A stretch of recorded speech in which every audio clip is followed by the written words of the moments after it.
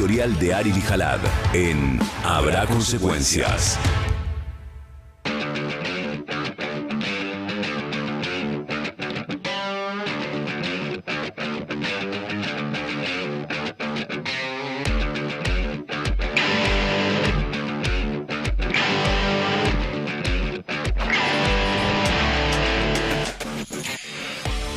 Bueno, se viene una etapa donde el gobierno va a intentar por todos lados imponer una reforma laboral regresiva, disfrazada con la palabra modernización.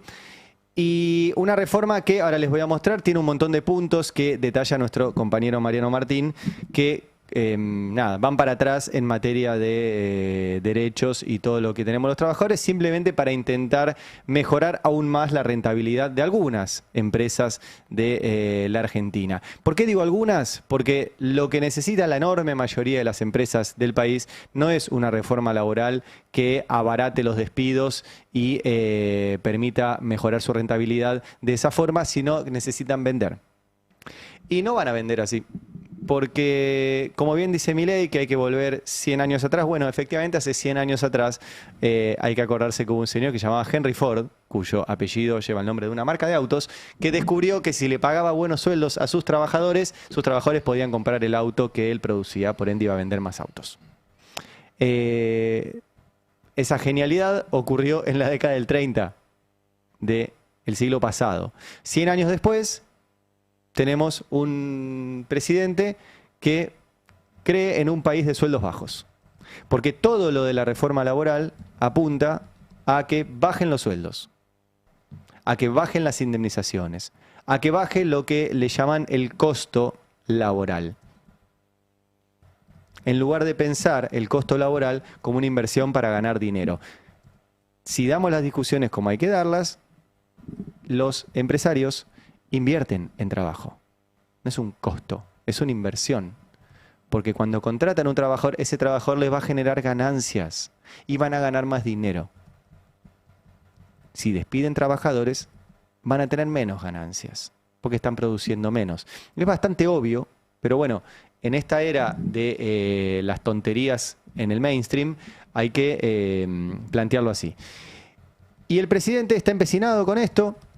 La verdad que le ha ido bien en las elecciones parlamentarias, va a tener un Congreso aún más favorable que el que tenía, va a tener a un montón de aliados, recién contaba Beldic cómo va incorporando a sus filas, algunos que lo apoyaron desde otro partido durante la primera etapa de su gestión y ahora directamente se le suman porque se quieren subir al supuesto tren ganador, y veremos si se logra frenar esta avanzada contra los derechos laborales, contra los trabajadores.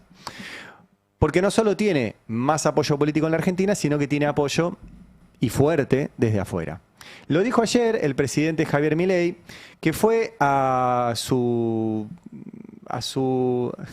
unidad básica, digamos, a su lugar de origen, que es la Corporación América. La Corporación América es el holding que comanda Eduardo Eurnequian, que es el creador de Milei. Ustedes saben que Milei trabajó muchos años, tenía un puesto menor en la Corporación América, no era alguien con responsabilidades altas, pero estuvo muchos años ahí y tiene en Eurnequian una suerte de su padre intelectual y también político. Recuerden que Milei hace su aparición en los canales de televisión donde Eurnequian tiene participación accionaria y de ahí empieza a tener esta preponderancia mediática que lo lleva al estrellato y finalmente a la presidencia. Bueno, ayer volvió, y digo volvió porque estuvo hace un par de meses en la Corporación América inaugurando un edificio, ahora fue de vuelta, digo, ese es el nivel de relación que tiene con Eurnequian, y dijo esto de que ahora no solo tienen las tres anclas que ellos esgrimen como su política económica, sino que ahora le sumaron el apoyo externo. Mirá. A las tres anclas que todos ya conocen, que es la cambiaria, la monetaria y la fiscal, y que es lo que aseguraron el programa económico hasta octubre, hoy se le suman dos anclas más, el ancla geopolítica y el ancla política. El ancla política es clave. Argentina hoy tiene la posibilidad de ser protagonista de un cambio radical en las reglas de juego globales. Estados Unidos necesita un aliado firme en América Latina para ayudarla a ordenar un continente descarriado por décadas del socialismo del siglo XXI. Bueno, entonces viene con Estados Unidos. Por eso reforma laboral y lamelas.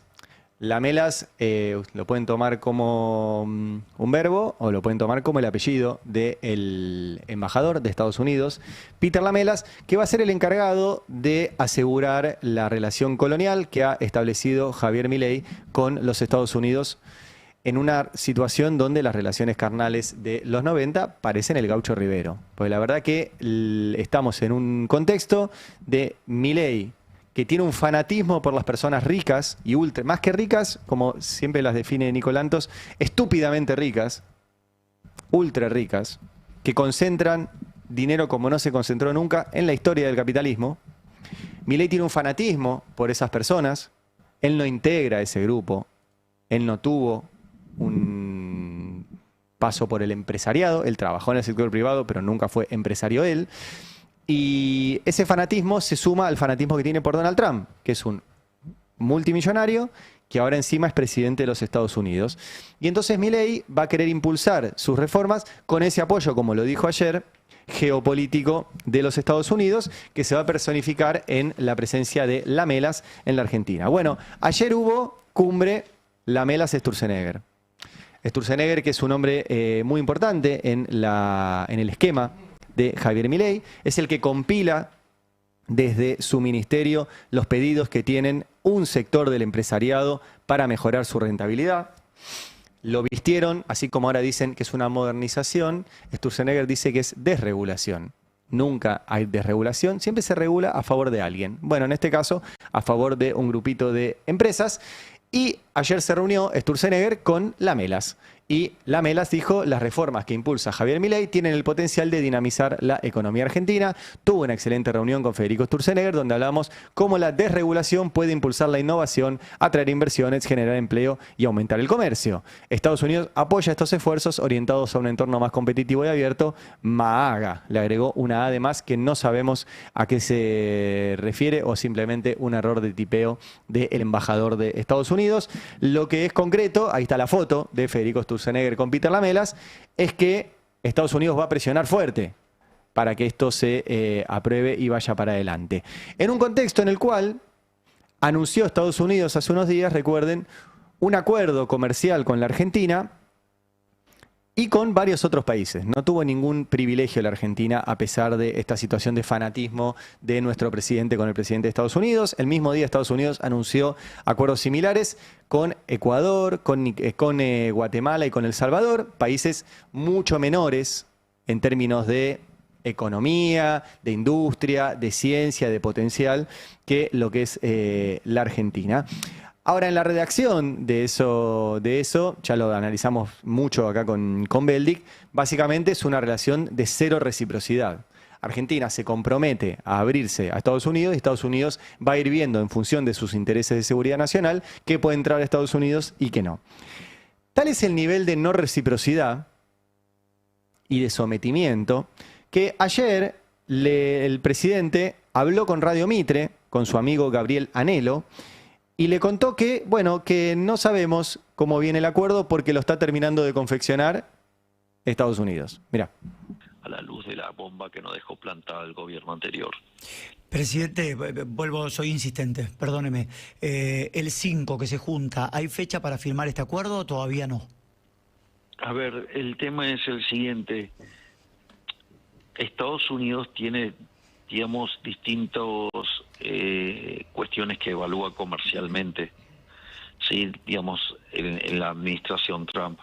Entonces, depende fundamentalmente de cuándo ellos terminen de confeccionar, digamos, las partes, digamos, de este acuerdo para que nosotros, digamos, estemos en condiciones de, digamos, nuestra parte de nosotros ya la tenemos terminada, pero, digamos, el tema es que nuestra complejidad productiva no es la de Estados Unidos y nuestra complejidad comercial no es la de Estados Unidos, y Estados Unidos no lo resuelve en un problema de equilibrio parcial, sino que lo resuelven dentro de una estrategia global, donde la geopolítica es muy importante. Entonces, este tipo de cosas es un conjunto de pasos y si bien, digamos, entonces la verdad es que estos tiempos, digamos, están en la cancha de Estados Unidos.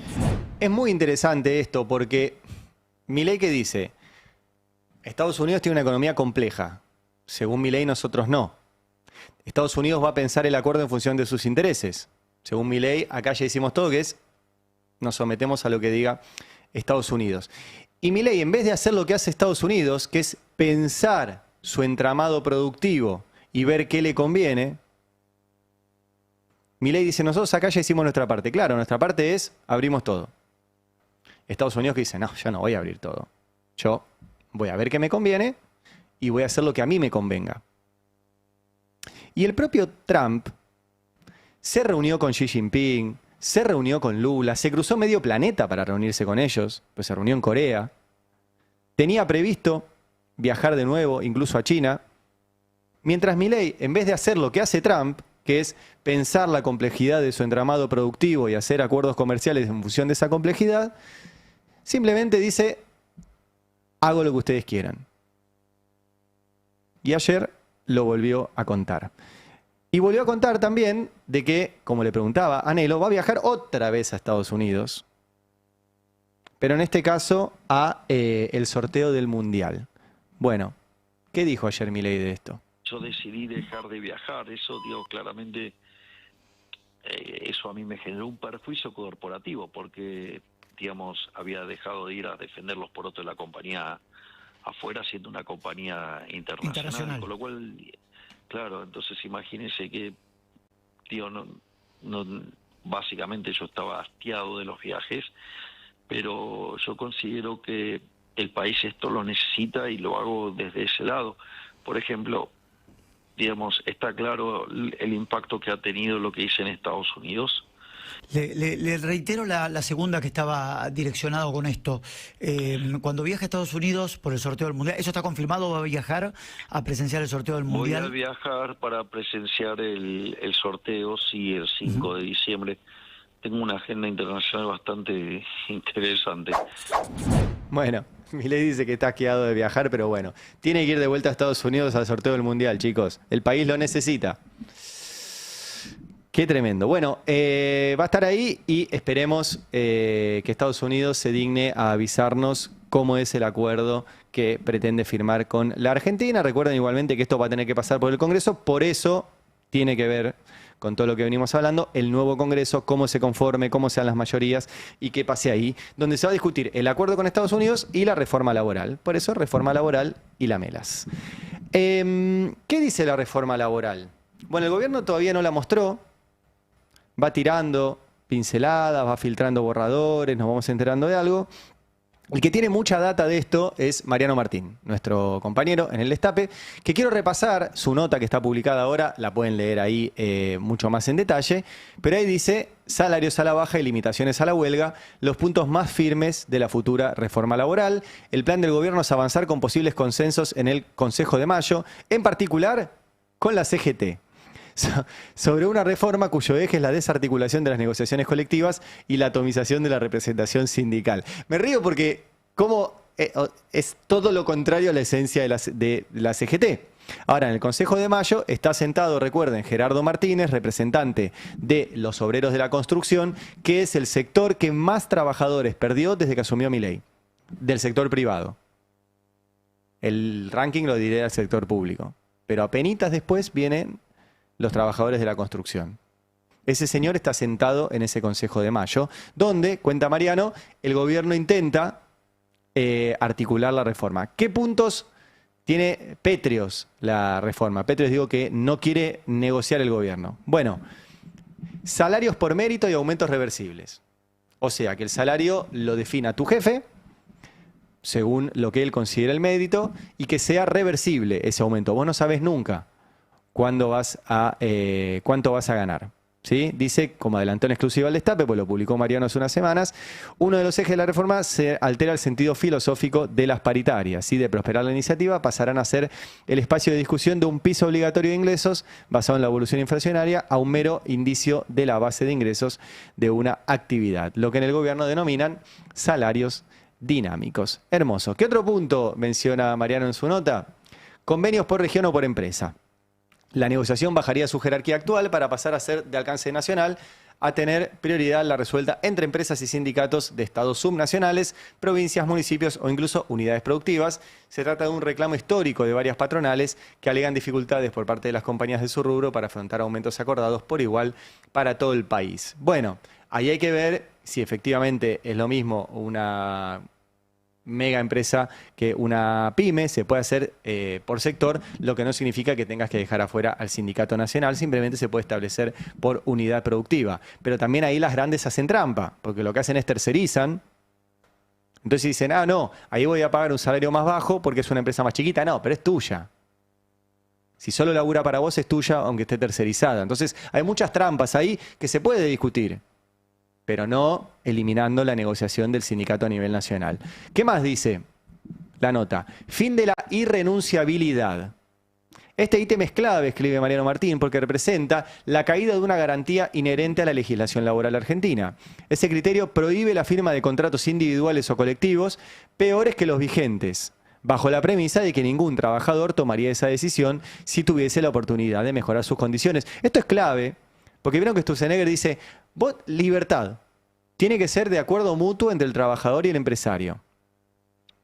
Si se elimina la irrenunciabilidad, se elimina algo que establece la ley, que es nadie va a aceptar por motu propio menos derechos de los que tiene. Si los acepta es porque hay otro factor extra, que es amenaza de despido, necesidad, etc. Entonces existe la irrenunciabilidad en la legislación laboral argentina para que eso no pueda pasar en la negociación mano a mano como quiere el gobierno. ¿Sí? Acá, escribe Mariano Martín, asume como constitutiva la desigualdad de fuerzas entre capital y trabajo, una distinción que los libertarios y un sector del empresariado rechazan. Con el fin de salvaguardarla, siempre según los autores, se les dejará a las partes la libertad, entre comillas, de modificar condiciones por otras peores para los asalariados. Esto es clave, ¿eh? Esto es clave. ¿Qué más? Limitación del derecho a huelga. La reforma insistirá con el DNU 340, que la CGT pudo frenar con un amparo en la justicia laboral. ¿Sí? Recuerden que ese DNU era un RNU sobre el régimen de la Marina Mercante, pero que ampliaba el margen de actividades consideradas esenciales y entonces decía que en esos rubros tiene que haber una prestación mínima del 75% en una huelga. Bueno, eso prohíbe el derecho a huelga. Lo quieren volver a hacer. Ya lo hicieron con el decreto 70-2023, ya lo hicieron con el decreto 340, ahora lo quieren volver a hacer en esta reforma laboral. ¿Qué más tiene? Sigo con la nota de Mariano Martín. Jornada laboral y vacaciones. Para ambos ítems, la reforma prevé flexibilizaciones, aunque solo en caso de haber acuerdo de partes entre el empleador y el empleado. ¿Sí? Es genial esto, el acuerdo mano a mano. Vos estás en igualdad de condiciones. Así, dice Mariano, podrán constituirse bancos de horas pensados para extender hasta 12 horas una jornada, que en la actualidad está limitada a 8 horas diarias. En tanto que se habilitará la discusión para facilitar el fraccionamiento del periodo anual de descanso, tal como confirmó el propio Sturzenegger. Siempre de mutuo acuerdo.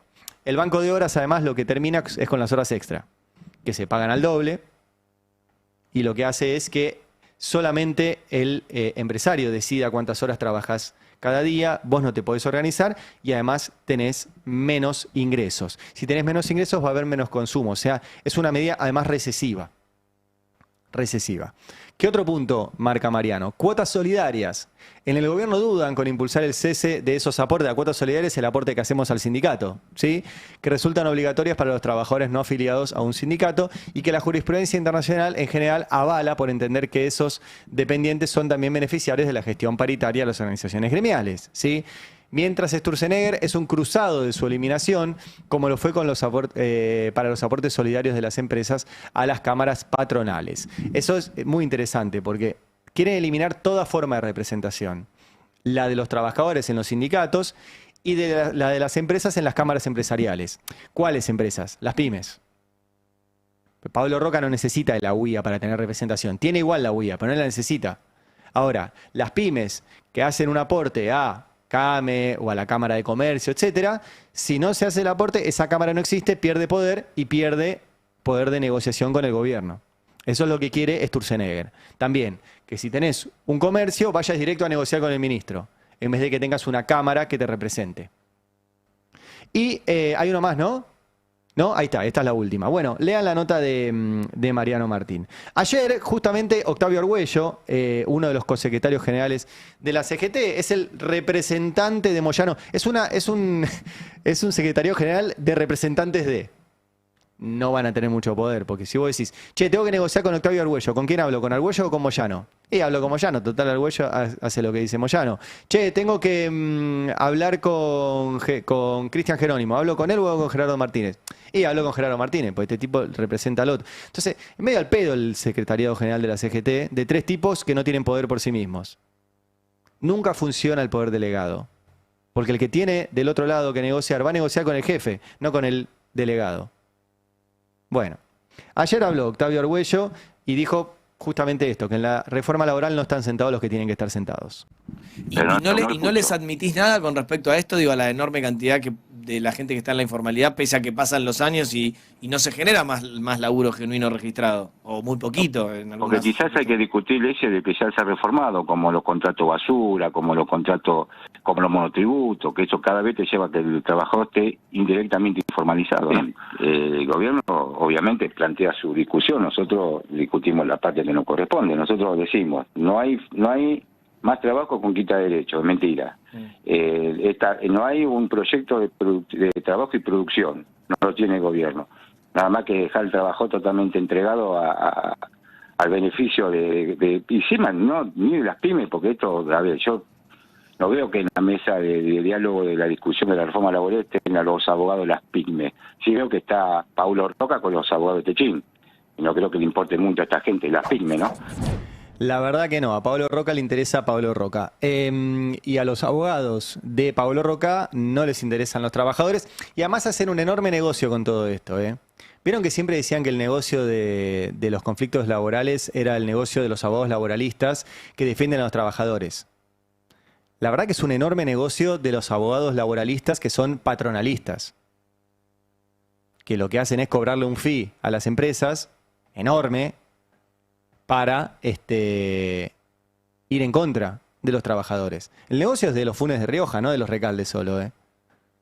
No, funcionan juntos, el tango se baila a 2.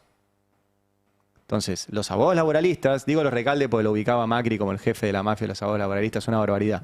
Pero el que hace mucha más guita es Funes de Rioja y toda esa banda de abogados dedicados a cagar a los laburantes. Porque a eso se dedican. Y son los que escriben las leyes. El estudio Funes de Rioja fue el que escribió la ley Bases. Y todos los capítulos laborales de eso. Y se la daban a Sturzenegger, que es un compilador. Sturzenegger compila lo que le dan.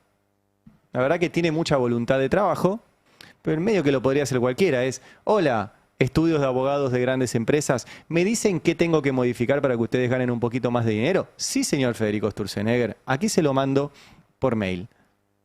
Ah, bueno, lo leo y lo firmo. Eso es lo que hace Sturzenegger. Todos los días. Le mete mucho laburo, pero la verdad que el laburo lo hacen otros. ¿Sí? Eso es ilegal, aclaro. Pero bueno, así estamos. Y ayer, también este ministro de regulación a favor de algunas empresas que son amigas de él, empezó a poner ejemplos de países a los cuales deberíamos parecernos en materia de regulación laboral. Mirá. Todos los gobernadores claramente dijeron, obviamente no podemos tener las mismas condiciones en todo el país, porque por ahí a mí me funcionan bien, a mí por ahí no me funcionan tan bien. Tenemos que darnos ese margen para poder adecuar, digamos, la situación y la construcción laboral en cada lugar a su zona, ¿no? Hay otros países, por ejemplo, en Alemania las negociaciones son provinciales. Alemania. En Australia son por empresas, en Estados Unidos son por empresas, o sea, tenés de todo, ¿no? Entonces a mí me parece que nosotros tenemos estimaciones de, por ejemplo, esta idea de que el sueldo sea el mismo en todo el país, ¿qué impacto tiene en el empleo? Por ejemplo, nosotros tenemos estimaciones que en el noroeste, si vos pudieras, digamos, hacer que trabajadores y empresas se pongan de acuerdo en cada lugar, adecuándose a sus propias condiciones, ¿no? Porque son diferentes. El empleo, por ejemplo, en el noroeste subiría 17 puntos. Bueno, no sé de dónde saca ese número, pero sí es muy interesante, les recomiendo que lean un tuit, que ahora se los voy a detallar, de Sebastián Echemendi. Sebastián Echemendi es politólogo de la UBA, tiene un doctorado en ciencia política desde la Universidad de California, se especializa en política comparada y justamente en el estudio del vínculo empresarios y sindicatos. Hace poquito lo eligieron para dar clases en Harvard, ¿sí? Donde enseñó economía política comparada de América Latina. Les digo el currículum para que sepan que es un tipo que entiende este tema. Fue asesor también entre 2011 y 2015 del Ministerio de Trabajo en la gestión de Carlos Tomade. Fue también subsecretario de Planificación de Políticas Laborales. O sea que del tema sabe. Y le contestó a Federico Sturzenegger, diciendo: acá Federico Sturzenegger elogia el modelo laboral alemán y sugiere que ahí las negociaciones salariales son exclusivamente provinciales. Falso, pura ideología. Y explica: el modelo laboral alemán es lo contrario de lo que pregona Sturzenegger. Sindicatos sectoriales fuertes, monopólicos y muy centralizados. Punto 2. Es cierto que la mayoría de los convenios se firman formalmente a nivel de región/sector, pero esos pactos salariales y de condiciones de trabajo están coordinados interregionalmente por el Estado y los sindicatos a nivel nacional. Tercer punto. Como acá, hay lugar para la negociación de empresa, pero no puede vulnerar el convenio sectorial. A diferencia de Argentina, en la empresa negocia el Comité Sindical de Empresa, que sería nuestra comisión interna. Solo en casos excepcionales, con acuerdo del Comité de Empresas y el sindicato superior, se puede vulnerar el convenio del sector. Lo contrario de lo que busca este gobierno. Punto 4. En las firmas, en las empresas de más de 500 trabajadores en Alemania, escuchen esto, que es buenísimo. El sindicato tiene derecho a representación en el Consejo de Accionistas de la empresa, que elige luego al management de la empresa. ¿Quiere Sturzenegger eso también? O sea, imagínate en Techint o en Mercado Libre, todo, el sindicato tendría representación en el Consejo de Accionistas. Punto 5, la pavada del carancheo, porque Sturzenegger dijo: en las relaciones de trabajo todos caranchean y morder algo, los sindicatos, la industria del juicio, el Estado, todos. Dice Sebastián Echemendi, la pavada del carancheo. Esta negociación en Alemania, que tiene una pata nacional, regional y de empresa, todas articuladas por el sindicato del sector y las asociaciones empresariales, involucra a un staff negociador que es clave y que hay que financiar. Por supuesto, esto se hace con aportes, en mayúsculas pone, de los trabajadores y empresarios a sindicatos y cámaras. Lo hacen porque el sistema tiene sus problemas nivel primer mundo, pero le sirve a todos, baja el conflicto laboral y preserva buenos salarios e igualitarios. O sea, sosteniendo el aporte a los sindicatos y a las cámaras empresariales. El gobierno, cierra Sebastián Echemendi, no quiere beneficiar a los trabajadores o empresarios derogando los aportes a sindicatos y cámaras, quiere destruir la negociación salarial para transformarla en una cuestión individual empresario-trabajador. Es muy interesante todo esto, les recomiendo que lo lean y además cita al final un paper sobre justamente la negociación salarial en Alemania, que es el ejemplo que puso Sturzenegger. Claro, yo tampoco conocía esto y Sturzenegger siempre juega con el desconocimiento, por eso está bueno que compartamos esto, lo busquen y lo distribuyan. El otro tema clave de todo esto y que también involucra a la Melas, porque recuerden que les dije al inicio, el gobierno quiere hacer esta reforma laboral, dice que tiene apoyo político, dice que tiene apoyo externo, el apoyo externo es de la Melas. Ayer la Melas se juntó con Sturzenegger y la Melas dijo que viene a la Argentina, entre otras cosas, a garantizar los negocios de las empresas estadounidenses en Argentina y que Cristina siga presa. Fueron las dos cosas que dijo en su audiencia ante el Senado de Estados Unidos.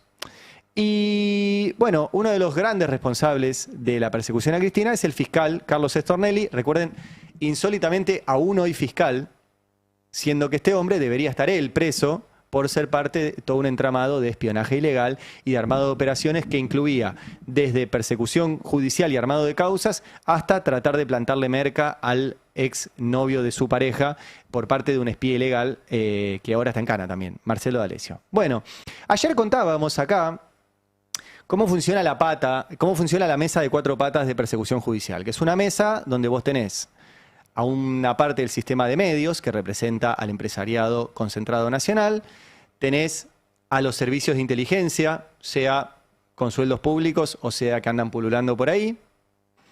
Tenés a la Embajada de Estados Unidos, a Peter Lamelas y su troupe, y tenés a un grupito de jueces y fiscales que son los que ejecutan lo que esa mesa de cuatro patas quiere que suceda.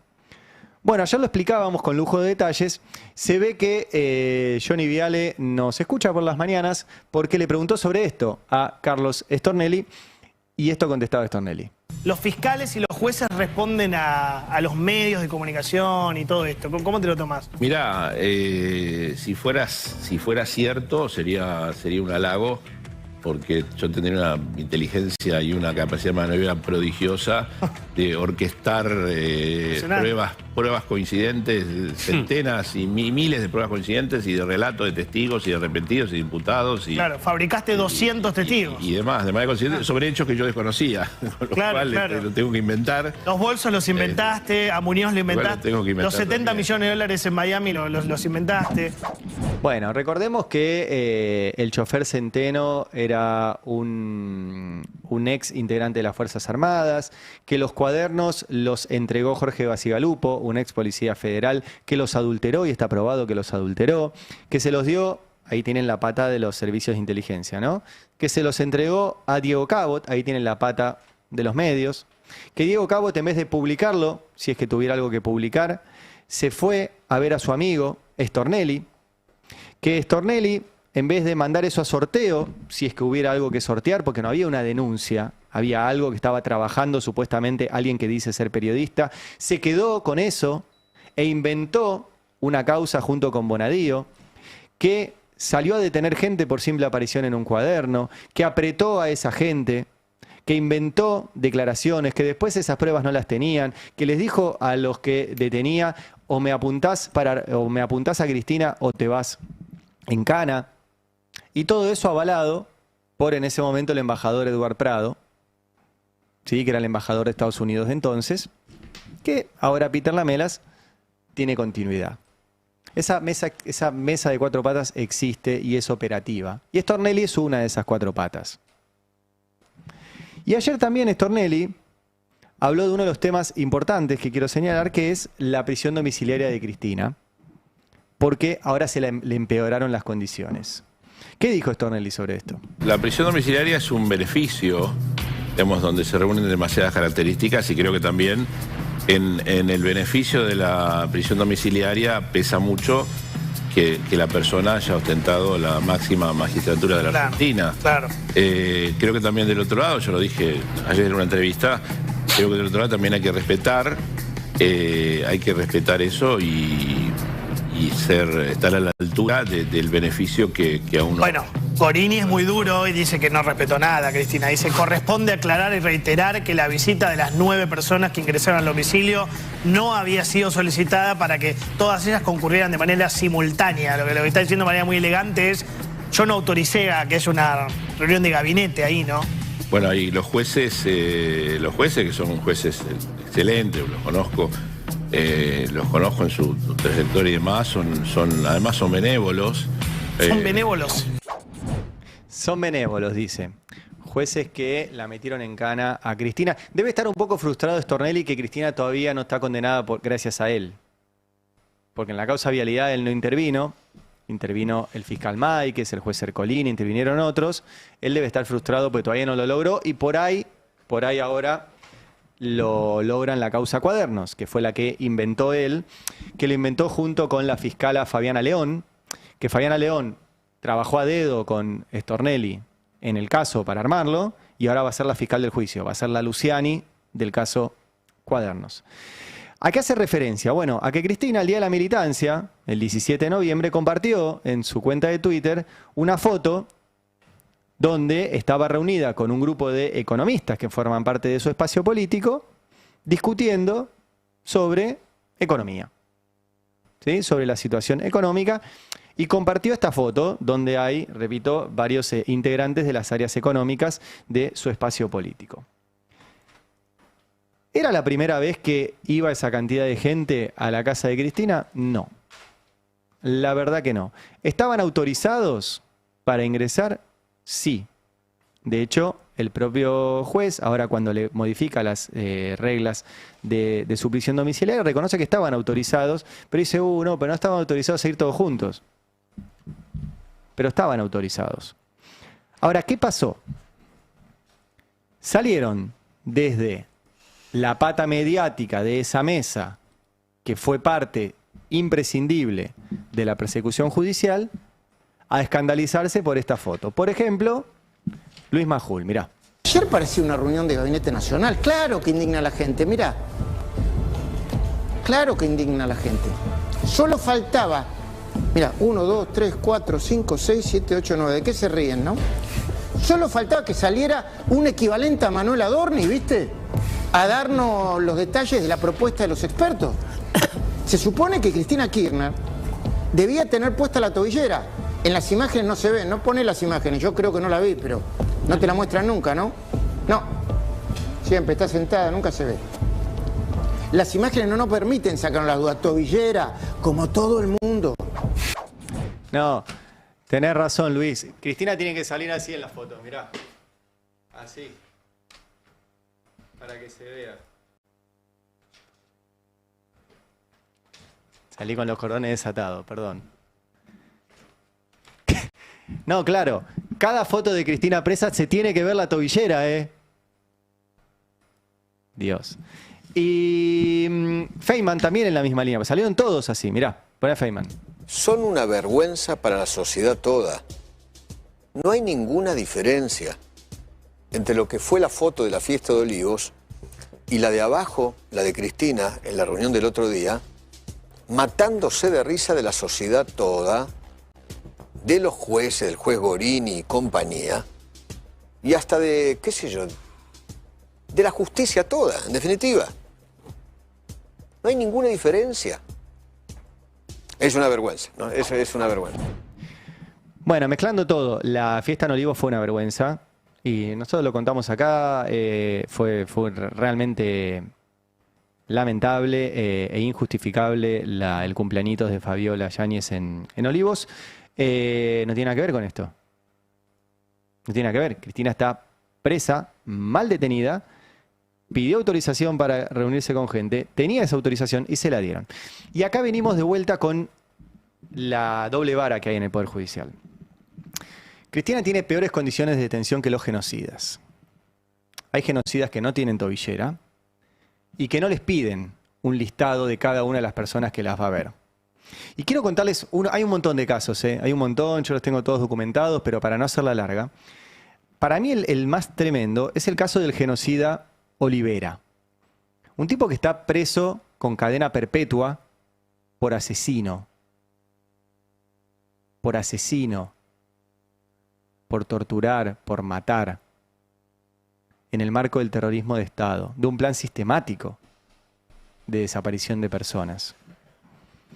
Y el tipo está en cana, en su casa, y lo que hizo fue una fiesta de cumpleañitos con Palito Ortega en su casa. Una fiesta. Y lo agarraron porque fue tan obsceno que hasta difundió las fotos de eso. Mostrá la foto, primero, ahí está la foto, del genocida con Palito Ortega. De fiesta. De fiesta. ¿Y qué pasó? Bueno, mostremos el expediente. ¿Qué le dijeron? Bueno, ahí está. Que nos hemos enterado que hubo una fiesta de celebración por el aniversario del condenado Jorge Antonio Olivera. ¿Sí? En el evento se observó un gran número de personas, instrumentos musicales, micrófonos, estructuras con luces, incluso la participación del músico Ramón Palito Ortega. Se había llevado a cabo, en el domicilio donde el nombrado transitaba el régimen de prisión domiciliaria. O sea, el chabón hizo su fiestita con Palito Ortega en su prisión domiciliaria, un genocida. ¿Y qué le hicieron? Se resuelve adicionar como regla de conducta, en relación al condenado Jorge Antonio Olivera, la prohibición de realizar eventos sociales en su lugar de residencia donde cumple prisión domiciliaria. O sea, lo único que hicieron con el genocida es decirle no haga fiestas, chique. O sea, es un montón. No invites. No sé si fue invitación o le garpó a Palito Ortega, eso ya, pero el tipo hizo una fiesta y lo único que le dijeron es, no haga fiestas. A un genocida. En cambio, ayer a Cristina, por reunirse con un grupo de economistas a discutir de economía, le dijeron que no, le pusieron más restricciones. Esto es lo que escribe el juez, que dice cada una de las personas que formaron parte del encuentro había sido incluida en una de las nóminas que los defensores letrados presentan regularmente, cosa que no le piden a los genocidas. Y ahora dicen que estaban incluidos, pero no habían dicho que era un encuentro de todos a la vez. Esto último, sin más, convierte la reunión efectivamente realizada en un acto efectuado sin la debida autorización. Lo cual es mentira. Bueno, y acá establecen, ¿sí?, que en lo sucesivo deberá requerirse autorización individual, expresa y previa, acompañando una motivación concreta y detallada de la necesidad del ingreso, así como también la fecha y la hora en que se prevé su realización. Y le establecen otra limitación.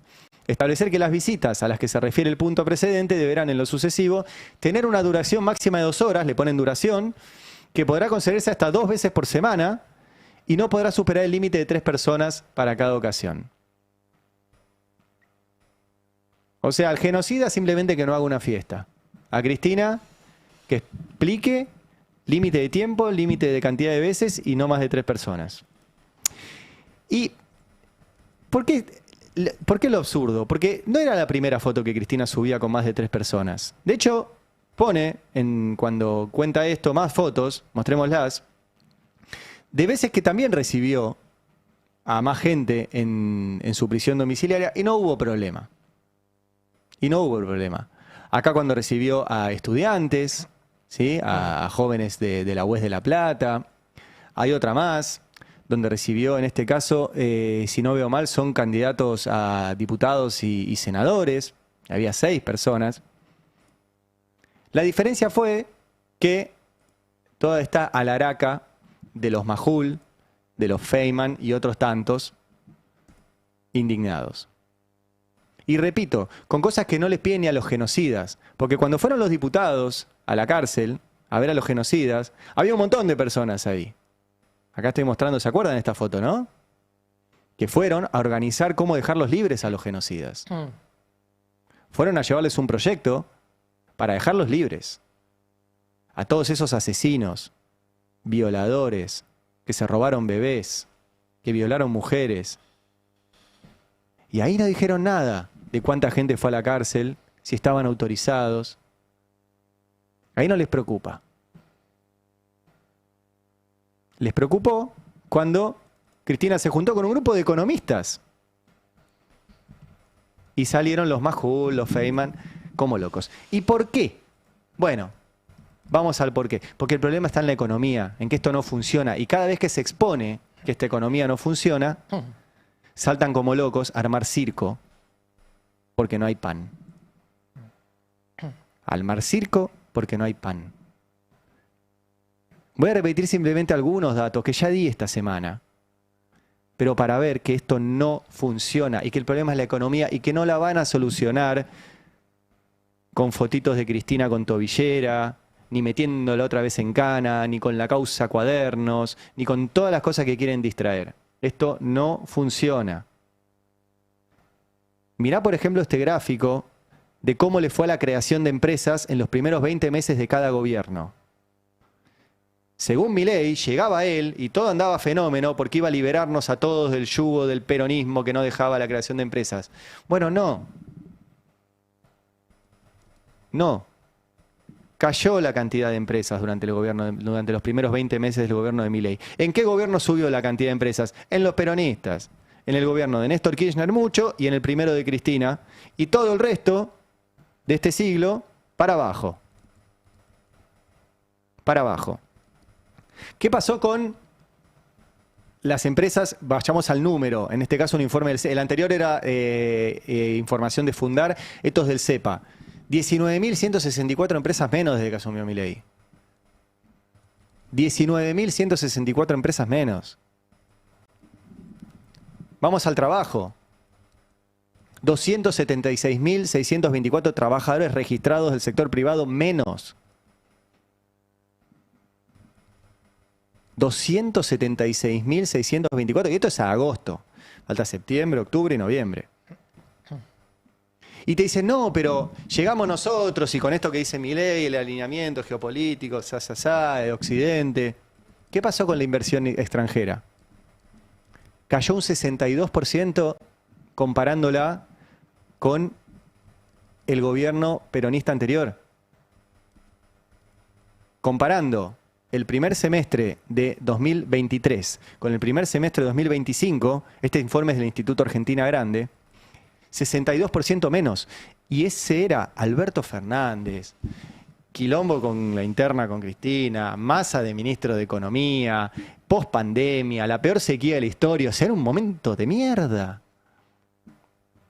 Y había más inversión extranjera que ahora con estos capos genios que están haciendo lo que nunca se hizo y que son confiables y qué sé yo. Entonces el problema no es la fotito de Cristina, no es si sale con la tobillera, todo eso es distracción, es persecución, es desigualdad ante la ley. Pero el problema es que la economía no anda, y no va a andar así, no va a andar. De hecho, no sé si vieron, de hecho creo que Cristina lo publicó ahora, a mí me lo había mandado el Tano ayer. ¿El Tano hace los tweets de Cristina? Nah. Bueno, Cristina publicó recién algo que me mandó el Tano, que es que en el Cyber Monday, ¿vieron que hubo ahora hace poquito? Lo más vendido fue el papel higiénico. Comparto una nota de Clarín que dice, sí, papel higiénico lo más vendido en el Cyber Monday. Así estamos, amigos. En el día de las promos, lo que más se vendió fue papel higiénico. Antes no era así, antes aprovechaban el Cyber Monday para algún electrodoméstico, algún pasaje, algo. Y no, fue el papel higiénico, seguido por tratamientos de pelo, mirá, y rollos de cocina. Lindo el Cyber Monday. Bueno, ¿cómo la ven ustedes, muchachos, todo esto? Qué mal que quedé cuando levanté el pie, boludo. Salí con los cordones atados y... No, está bien, porque vos haces el programa de manera distendida. Claro. No sé por qué